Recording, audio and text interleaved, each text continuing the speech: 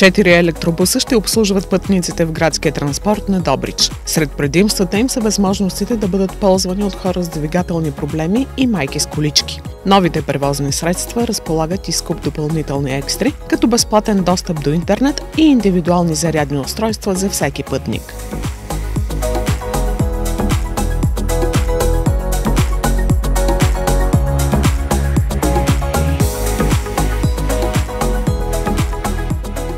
Затова от общината са разработили нова транспортна схема и предприятието Градски транспорт ще поеме всички автобусни линии като вътрешен оператор.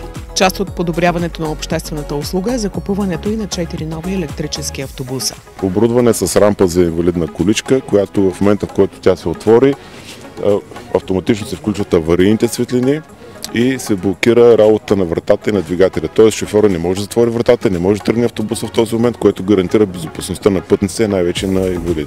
Нископодовите автобуси с 9 седящи места плюс 2 за инвалидна и детска количка. Това, което ми направи така добро впечатление, е, че има достъп до Wi-Fi. И другото, което е много важно, може би в последно време, е вътрешни 4 DVR камери, които записват абсолютно всичко, което се случва в целия транспорт, т.е. в целия процес на качване до слизане на съответните хора. Информационна система ще известява на пътниците къде се намират и коя спирка предстои. Пробегът с едно зареждане на електрически автобус, пуснат климатик, е 250 км.